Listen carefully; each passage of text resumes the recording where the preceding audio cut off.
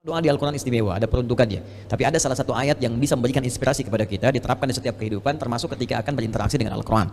Doa ini tercantum di Quran surah ke-21 Al-Anbiya di ayat 87 sampai 88 pada kisah Nabi Yunus alaihissalam. Dari 83 sampai 84 Nabi Ayub alaihissalam, Nabi Zakaria yang kemudian selanjutnya 85, 86, 87, 88-nya kemudian masuk kepada kisah Nabi Yunus alaihissalam. Wa dhannuni idh dhahaba mughadiba wa dhanna an lan naqdir alaihi fanada fi dhulumati an la ilaha illa anta subhanaka inni kuntu minadh dhalimin.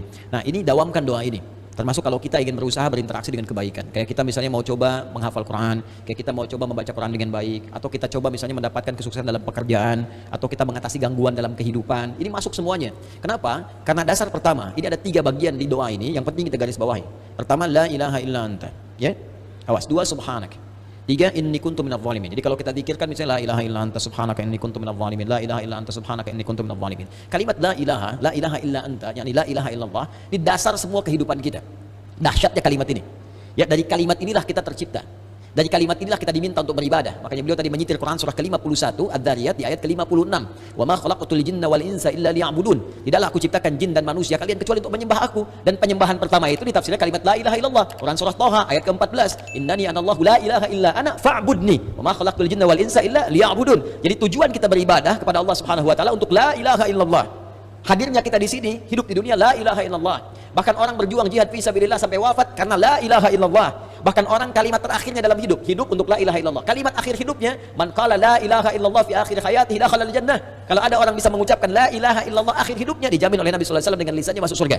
Bayangkan, kita hidup untuk la ilaha illallah, berjuang untuk la ilaha illallah, wafat pun bisa mengucapkan la ilaha illallah, dijamin semua kebaikan. Jadi ketika kita berdoa menggunakan satu kalimat ini kepada Allah, seakan-akan kita mengatakan, ya Allah, bukankah dengan kalimat ini, bukankah dengan kata ini aku dihidupkan untuk beraktivitas, bukankah dengan kata ini aku diminta beribadah, bukankah dengan kata ini aku diminta untuk berjuang sampai wafat, maka dengan semua keistimewaan di kata ini, ya Allah, mohon kabulkan, aku ingin minta sesuatu, aku sakit, mohon sembuhkan, ya Allah, aku dikerjai orang, mohon lindungi, ya Allah, aku punya kesulitan, mohon mudahkan, ya Allah, subhanak. Subhanak, kata subhanak itu menafikan semua yang tidak setara dengan sifat-sifat Allah.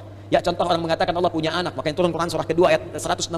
Wa qalu ittakhadallahu walada subhana. Tepikan semua yang tidak ada hubungan dengan Allah Subhanahu wa taala. Karena itu ketika kita mengatakan subhanak, ya Allah, aku meyakini enggak ada Tuhan selain Engkau. Enggak ada sifat-sifat yang layak Engkau sandang kecuali apa yang telah Engkau tetapkan. Aku mohon ampun, ya Allah, selama ini inni kuntu minadh dhalimin. Aku salah. Aku salah, ya Allah. Aku katakan Tuhan hanya Engkau, tapi aku kadang diperbudak dunia. Aku ikut sesembahan dunia. Aku akhirkan ketika Engkau minta, Engkau panggil sholat, aku mengikuti panggilan dunia. Aku katakan subhanak, Engkau yang maha suci, Engkau yang maha esa, Engkau yang maha agung, tapi aku mengagungkan yang lain. Aku salah, ya Allah. Inni kuntu minadh dhalimin. Aku salah. Nah, kalau kita dawamkan doa ini dalam kehidupan, la ilaha illa anta subhanaka inni kuntu minadh dhalimin, maka satu kalimat ini adalah kalimat yang sangat indah yang bisa mempercepat doa. Tahu dari mana ini semua? Jawaban ayatnya. Lihat ayat selanjutnya. Fastajabna. Istikhdami fa. Harfu atfin rabitun baina syai'aini bila hudud. Cepat. Huruf yang mengikat dua peristiwa dan berlangsung tanpa jeda. Peristiwa pertama berdoa, peristiwa kedua jawaban dari doa. Ya. Wa qul wa fi hadhil ayat min ayat 83 84 kullu fastajabna. Di ayu fastajabna. Pakai fa semuanya. Fastajabna, kami akan cepat jawab. Fastajabna, kami akan cepat jawab. Ya. Jadi ketika Yunus alaihissalam memohon kepada Allah, jawaban dari Allah langsung mengatakan, siapa yang mengucapkan man qala la ilaha illa anta subhanaka inni kuntu minadh dhalimin fastajabna. Kami akan jawab, kata Allah Subhanahu wa taala, ya. Ya, lalu apa yang terjadi kepada Yunus alaihissalam? Fanajainahu minal gham. Ya, kami lepaskan dari kesulitan hidupnya. Ya, tapi kalimat yang indah bukan kami bebaskan dari perut ikan paus. Kami lepaskan dari gham. Gham itu kalimat yang umum, ya, masih luas. Sesuatu yang membuat kita gelap. Bukankah Anda kalau mendapatkan berita dari kantor, Anda sekarang berhenti kerja, gelap langsung. Padahal harinya siang. Bisa kepleset di jalan, gitu kan? Lamaran ditolak langsung gelap, gitu kan? Itu gham namanya. Wa kadzalika nunjil mu'minin.